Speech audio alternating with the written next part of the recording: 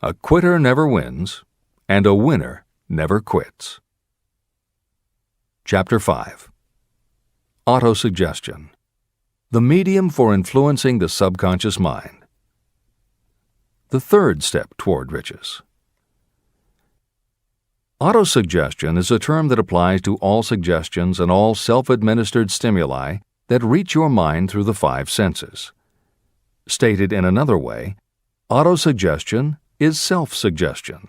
It is the way of communicating between that part of the mind where conscious thought takes place and that which serves as the seat of action for the subconscious mind. Through the dominating thoughts that you permit to remain in your conscious mind, it doesn't matter whether these thoughts are negative or positive, the principle of autosuggestion reaches the subconscious mind and influences it with these thoughts. Nature has built human beings so that we can have control over the material that reaches our subconscious mind through our five senses. However, this does not mean that we always exercise this control. In the great majority of instances, we do not exercise it, which explains why so many people go through life in poverty. Recall what I said about the subconscious mind resembling a fertile garden, in which weeds will grow if the seeds of more desirable crops are not sown. Autosuggestion is the way you may feed your subconscious on creative thoughts. Or you can, by neglecting it, permit thoughts of a destructive nature to find their way into this rich garden of the mind. Editor's comments. Numerous psychological studies and experiments with hypnotherapy have validated Napoleon Hill's concept that a person's subconscious mind retains everything that person ever experienced. Studies also support the theory that the subconscious is non-judgmental.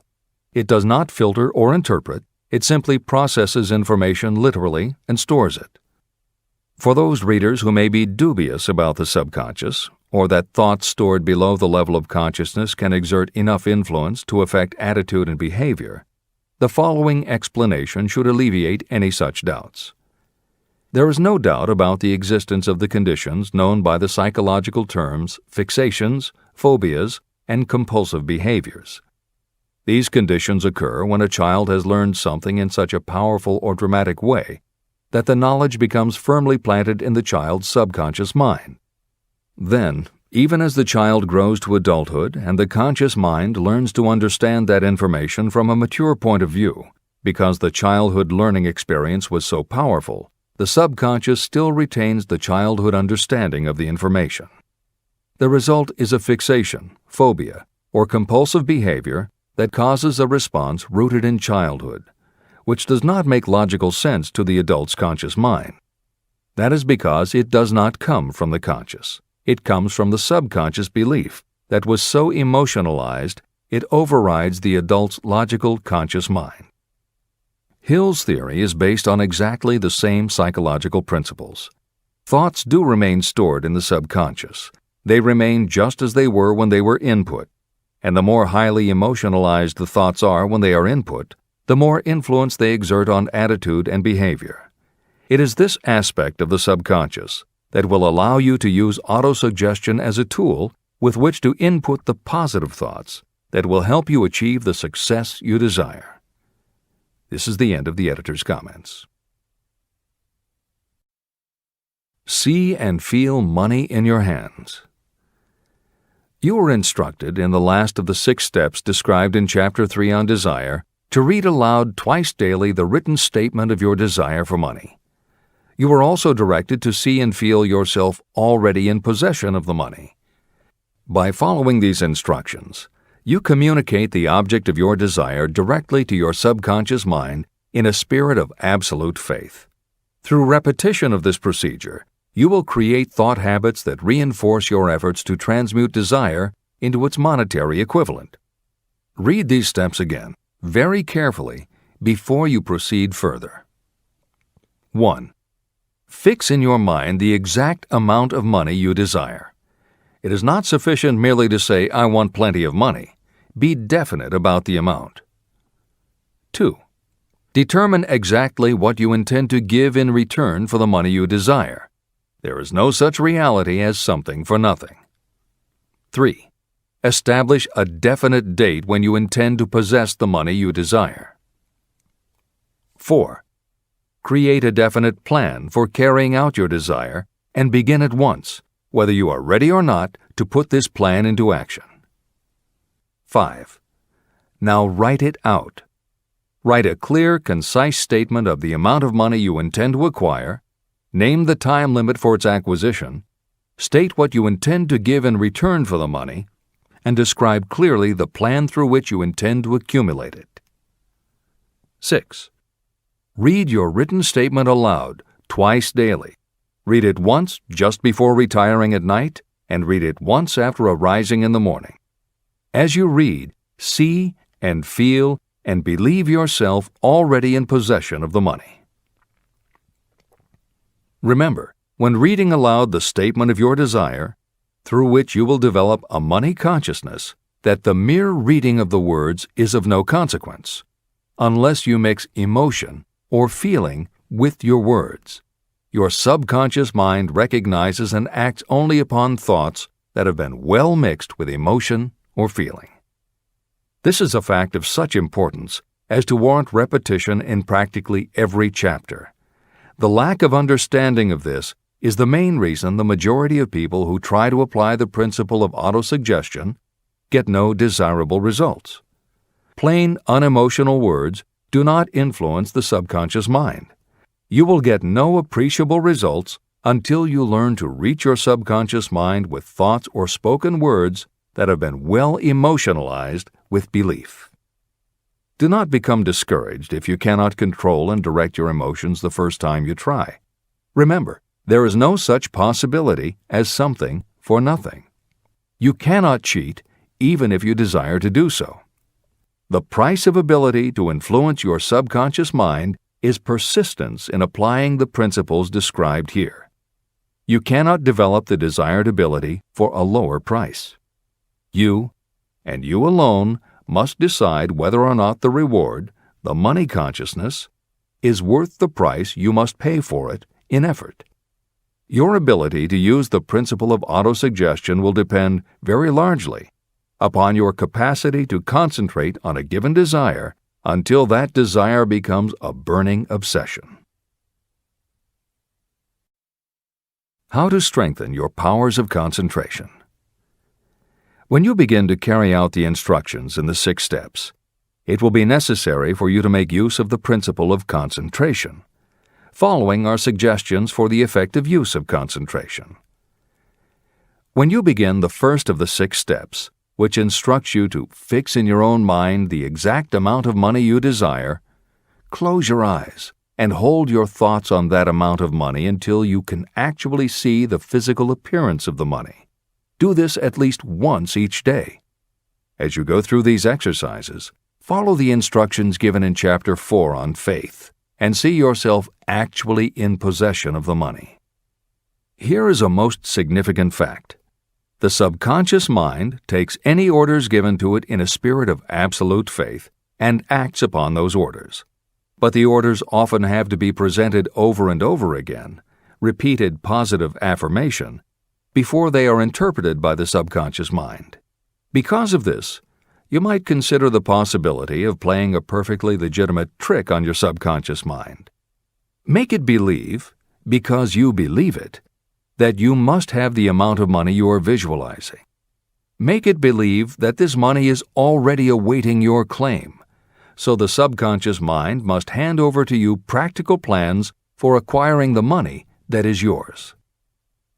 Give this thought to your imagination, and see what your imagination can or will do to create practical plans for the accumulation of money through transmutation of your desire. Do not wait for a definite plan through which you will exchange services or merchandise in return for the money you are visualizing. Just start right now to see yourself in possession of the money, demanding, and expecting that your subconscious mind will hand over the plans you need. Be on the alert for these plans, and when they appear, put them into action immediately. When the plans appear, they will probably flash into your mind in the form of an inspiration or intuition from infinite intelligence. Treat it with respect and act upon it as soon as you receive it. In the 4th of the 6 steps, you're instructed to create a definite plan for carrying out your desire and begin at once to put this plan into action. Do the same thing here. Close your eyes and create in your mind a vivid image of you carrying out the instructions. Do not trust to your reason when creating your plan for accumulating money through the transmutation of desire. Your reasoning faculty may be lazy, and if you depend entirely upon it to serve you, it may disappoint you. When visualizing the money you intend to accumulate, see yourself rendering the service or delivering the merchandise you intend to give in return for this money. This is important. Editor's comments. The basic principle underlying autosuggestion is closely related to self-hypnosis, and both techniques played an important role in the development of modern psychology. Although all three concepts, autosuggestion, hypnosis, and psychology, had to overcome initial public skepticism, unfortunately, autosuggestion and hypnotism were hampered by events that further delayed their acceptance. Hypnosis was an integral part of the therapies used by the major figures in the development of psychology, including Sigmund Freud, Carl Jung, and William James. It fell out of favor as a therapeutic method when stage magicians began to use the technique in their acts. People found it difficult to give serious consideration to a method that was being used in theaters and nightclubs to make members of the audience do ridiculous things for comic effect. Autosuggestion encountered a similar problem. French psychiatrist Émile Coué was the best-known early advocate of autosuggestion. A contemporary of Sigmund Freud, Coué operated a clinic that treated patients diagnosed with psychosomatic ailments, individuals who have convinced themselves they are ill and even show symptoms but do not actually have a disease. Coué treated his patients with an autosuggestion technique that involved the repetition of statements he termed positive affirmations. Coué devised a general, non-specific phrase that would give the subconscious a positive instruction, but was open enough that it did not tell the subconscious how to do it. The positive affirmation was, "Every day, in every way, I am getting better and better." And he instructed his patients to repeat the phrase several times a day. Improvements among his patients happened so quickly and dramatically that his method became the talk of medical and scientific circles, and the use of the phrase practically became a movement in Europe. Word of the success Coué was having with his method spread to America, and he was soon booked to do a lecture tour. At one of his early speaking engagements, a cynical newspaper reporter made a joke of the technique, calling it, "Hell's bells, I'm well." The joke followed Coué wherever he spoke, and the press coverage was so negative he canceled his tour and returned to practice in Europe. Serious scientists and therapists continued to work with autosuggestion. But just as had happened when stage magicians cast doubt upon the efficacy of hypnosis, Coué's method of positive affirmation fell out of favor with the general public. It took the openness of the latter part of the 20th century before the techniques of hypnosis and autosuggestion gained general acceptance once again. Today, if you go on the Internet, there are over 40,000 web links featuring positive affirmations, and numerous bestsellers have been written on the subject. Virtually every newspaper, magazine, and television news program regularly features stories on the crucial role the mind plays in personal growth and achievement. Techniques based on autosuggestion have fostered countless best-selling books, audiobooks, and video programs. And every week thousands of people attend seminars, lectures, and retreats to be inspired by motivational speakers or spiritual leaders, and to learn techniques that will help them achieve success, almost all of which are based on the basic principles Napoleon Hill advocates in this book. When Hill instructs the reader to close your eyes and hold your thoughts on that amount of money until you can actually see the physical appearance of the money, he is in fact describing the autosuggestion technique most widely taught by contemporary motivational experts. Today it is called creative visualization, and it is regularly used by some of the most successful trainers of Olympic athletes and professional sports teams. It is used by NASA in training astronauts, and medical professionals use it in a variety of ways, including teaching it to patients who need to elevate their autoimmune system. Using visualization effectively is much more than simply daydreaming about something you would like to have or a goal you would like to achieve. Visualization is a specific technique that involves the use of imagination, creativity, vivid imagery, and affirmations, all focused on creating something you wish to manifest in reality. Napoleon Hill identified the practice of visualization and wrote about it as early as 1928 in his first bestseller, Law of Success. Since then, many other psychologists, medical professionals, motivational speakers, and authors have developed systems based on the same principles. Dr. Maxwell Maltz, a noted plastic surgeon, found that often it was as important for his patients to change their inner perception of themselves as it was to change their outer appearance. Dr. Maltz's landmark bestseller, Psycho-Cybernetics, draws heavily on visualization as a way to increase self-esteem and improve a wide range of abilities. The Silva method, which is another variation on visualization, has been taught to millions of people by certified Silva trainers who hold seminars throughout the country. Jose Silva's best-selling book, The Silva Mind Control Method, has also sold many millions of copies. In 1978, 50 years after Napoleon Hill wrote about visualization in Law of Success, Shakti Gawain published the phenomenal bestseller Creative Visualization, and Adelaide Bry published Visualization, Directing the Movies of Your Mind. At about the same time, Dr. O. Carl Simonton, an oncologist, concluded that cancer patients who used visualizations in conjunction with chemotherapy treatments had a marked improvement over those who didn't. His bestseller, Getting Well Again, had a profound impact, and it was followed by books from other respected medical professionals, such as Love, Medicine, and Miracles by Dr. Bernie Siegel, and Superimmunity by Dr. Paul Purcell. Other bestsellers by Dr. John Sarno, Dr. Deepak Chopra, and Dr. Andrew Weil have made what once was referred to as alternative medicine now part of mainstream medical practice. This is the end of the editor's comments. Stimulate your subconscious mind.